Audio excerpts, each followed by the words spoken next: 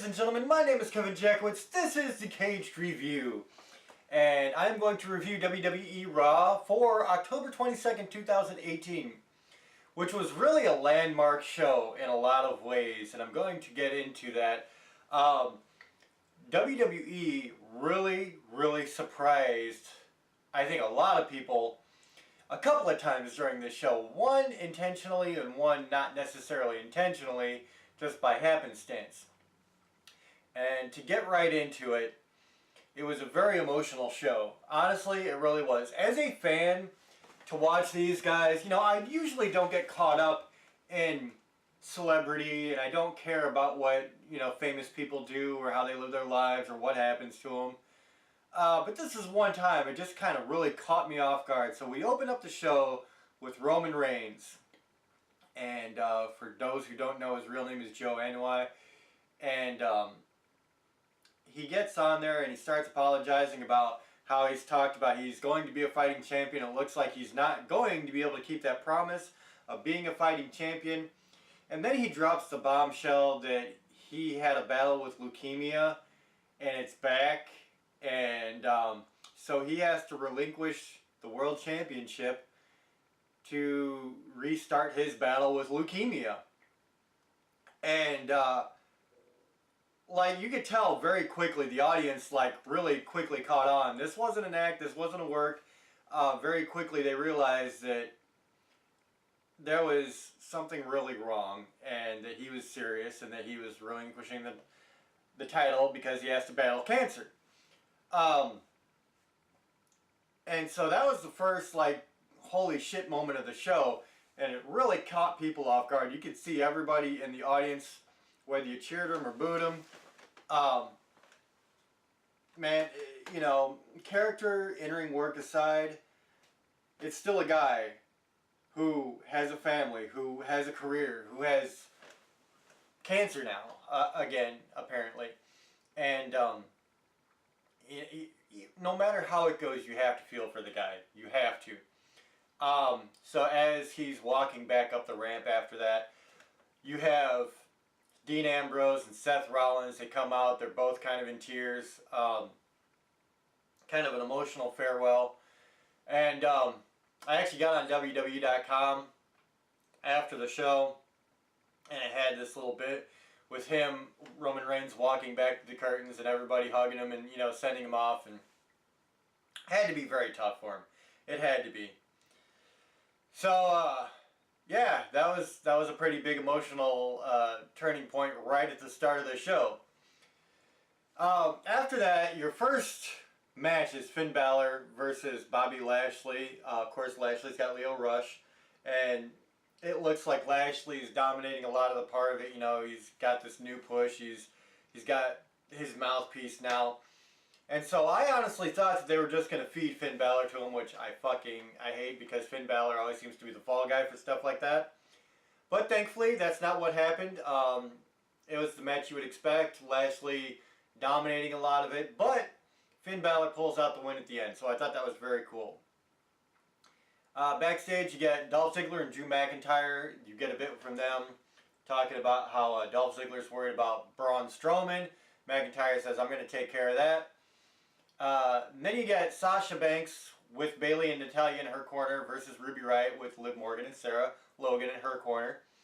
And the match is what you would expect it to be. It was a decent match for sure.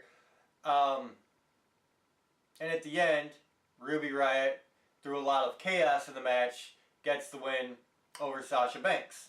So that kind of steamrolls their momentum for Evolution, which is this Sunday.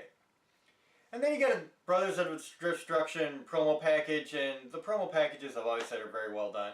So it says the same thing they always say, you know. And I will say that they've used this like whole rest in peace, we got 3 words for you. They're overusing it. DX used it first, and now Brother of Destruction, they're killing it, honestly. They're just ruining, you know. They'll take something and run with it and rehash it and rehash it and rehash it every fucking promo. WWE's got this thing now where repetition seems to be their main gimmick point in selling something. They treat the fans like they're absolute morons. And I know there's still plenty of dumbass hick fans, And I say that mainly because even when Roman Reigns was giving his heartfelt speech about having cancer and having to leave the WWE, you still had idiots out there saying, "You still suck!" Like, really? That shows the mentality of some fans.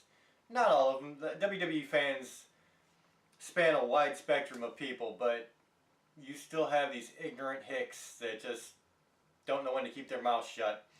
And are kind of stupid, I guess. But I wish WWE wouldn't treat all of their fans like that. Having said that, you move on to Nia Jax does a backstage promo package. She's talking about Evolution. And I think she's in the Battle Royal is her main thing. And I guess whoever wins the Battle Royal for the women gets a chance at a title shot. So at least it has some stakes to it. And then you get DX. They're in ring. They're doing their promo. They're like, we're not here to make jokes. We're here to kick your ass, talking to the Brothers of Destruction. Brothers of Destruction then come on the Titantron with another promo package. They just had a promo package, and they come right back to it. So I thought that was not the greatest. But whatever. I mean, it served its purpose, I guess. Dana Brooke, she has a backstage promo, again talking about this Battle Royal at the Women's Evolution pay-per-view. Nothing of consequence there. Then Paul Heyman comes in ring, and I really like this bit because Paul Heyman, he's really talking up Roman Reigns, and you could tell he was actually kind of emotional about it. You saw in that little package that WWE had on on their site actually, that he was pretty emotional when giving Roman Reigns a hug and sending him off. So then he turned his attention to Braun Strowman versus Brock Lesnar. Of course, Paul Heyman is still Brock Lesnar's mouthpiece. So Braun Strowman interrupts and says, "You need to tell Brock Lesnar he's going to get these hands."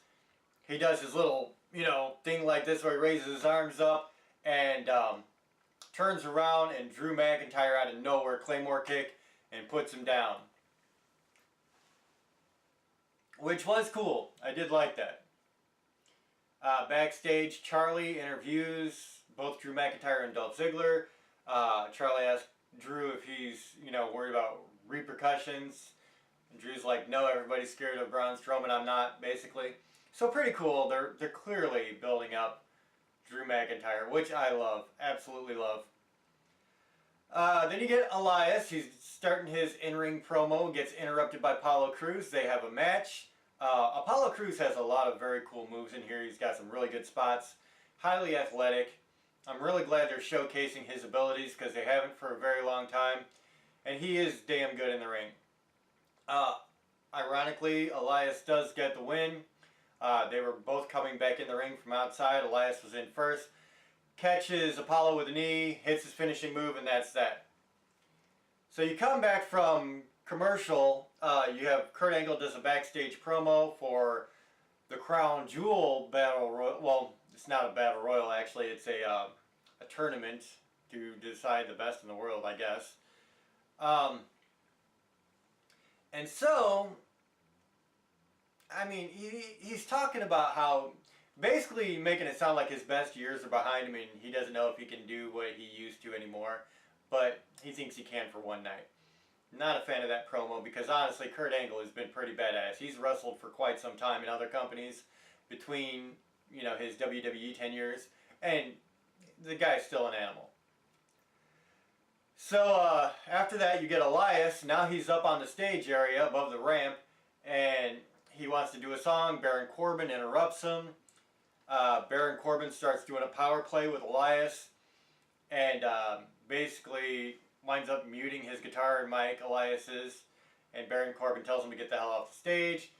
Elias leaves. Baron starts doing his bit, and he's talking about some announcement, but he doesn't get to it because Elias comes back out and hits him with the guitar. Cool. I liked it. I like Elias. I really do. He's pretty fun to watch, honestly, and he's entertaining. And I was glad to see Baron Corbin get hit with a guitar. I've never been a Baron Corbin fan, I'm sorry. Then you get Ronda Rousey, Nikki Bella contract signing, and Ronda Rousey, you know, she runs in, the Bellas run out. Ronda says, look, I give you my word, I'm not going to touch you until Sunday. So Nikki Bella starts taking a bunch of cheap shots about Ronda Rousey not going all the way with judo in the Olympics and not staying undefeated in UFC, and winds up slapping her. And Ronda Rousey just says, don't worry, I'm going to end you Sunday. And that was kind of the end of that.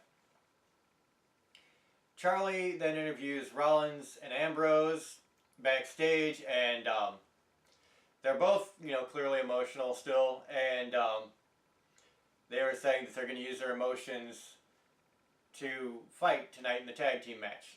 Basically is what it came down to. There was a lot of heartfelt emotion tonight, and a lot of playing back to what happened at the beginning of the show with Roman Reigns. There was definitely a lot of that. And rightfully so. I mean, Roman Reigns, love him or hate him, left his mark on the business for sure. And to, you know, have something like this happen, it's got to be rough. So, you know, I think he deserved his night. And I feel like this was in some ways his night, you know, for a decent send-off. After that, you get a fatal four-way with Nia Jax, Tamina, Dana Brooke, and Ember Moon, and it wasn't much of a match. It was pretty short for a four-way. Ember Moon hits Tamina with the Eclipse, gets the win. Titus O'Neil does a Susan G. Komen segment after that. It's a great cause, but I tune out on stuff like that. Charlie interviews Trish Stratus and Lita, which was really cool actually, because the way they set it up was nice. You get Alicia Fox interrupts Trish Stratus and Lita. Mickie James comes in and hits both of them from behind, and then Mickie James and Alicia Fox start beating up on Lita and Trish Stratus. And after that, they kind of call the cameraman back over, and they're like, that's how we do it nowadays. And then as they're talking, Lita and Trish Stratus come back and start beating them up and throwing them into things. And then they were like, that's how we do it in the Attitude Era. So it was kind of a cool spot. I did like it. And at the end of the night, you have the main event, Dean Ambrose versus Seth Rollins. Or, I'm sorry, not versus, Dean Ambrose and Seth Rollins versus Drew McIntyre and Dolph Ziggler. And if there was ever a match that I feel really was fueled by emotion, it was this one. Honestly, it was a damn good match. Like, entertaining as hell. It was very fast-paced most of the match. Like, this match had some just insanely high-tempo, really good spots. It was really good. Seth Rollins was on a whole other level tonight. He really was. And so there was a lot of back and forth where you thought either team could have picked up the win.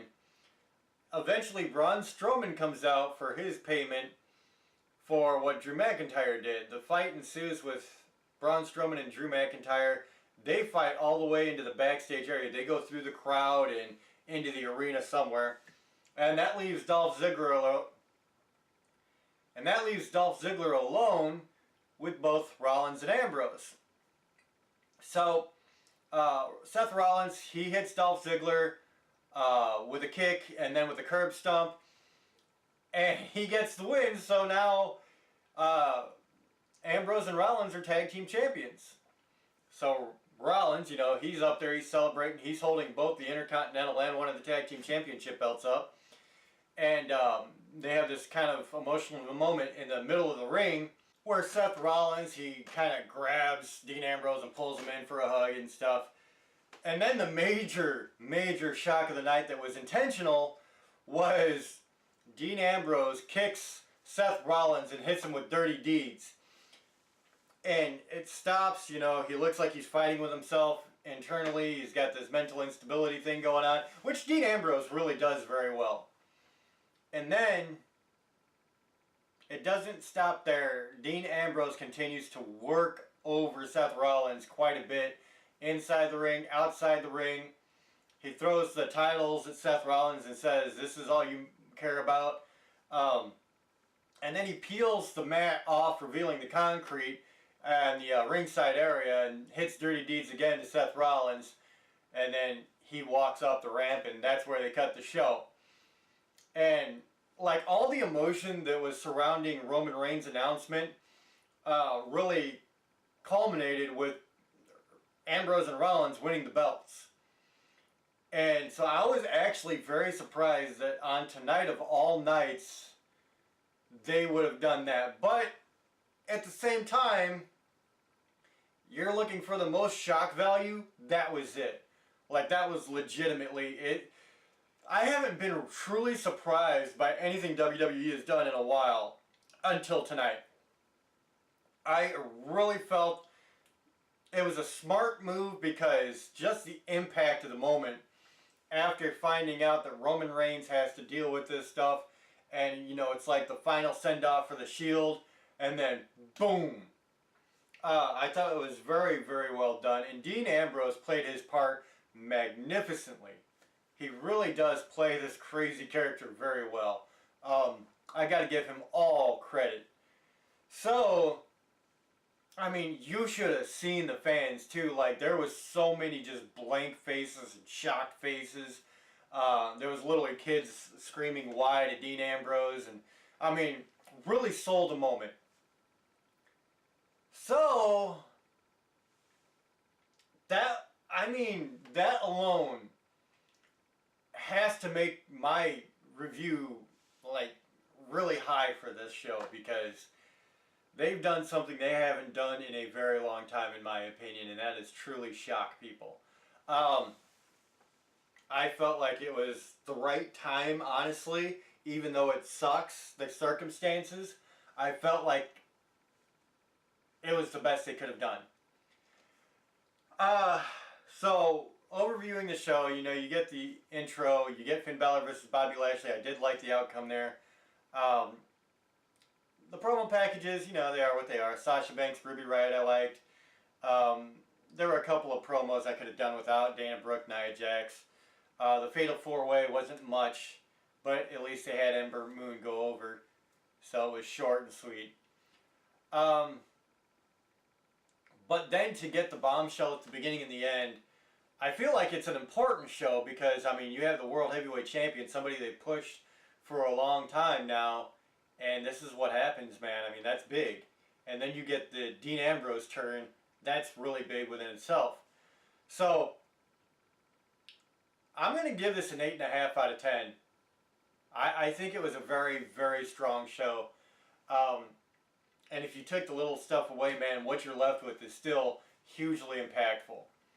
So, that's my feeling on it. I felt like this was a major show, and I feel like it was something that people definitely would have tuned in to want to see. So, ladies and gentlemen, that's where I'm at. I feel like it was a solid-ass show. 8.5 out of 10. That's where I'm at. Let me know what you think in the comments. I'm also going to do another post talking specifically about Roman Reigns, and we'll get into that later. So, if you enjoy this, hit the like button, subscribe, and share. My name is Kevin Jackowitz. Cage Nation out.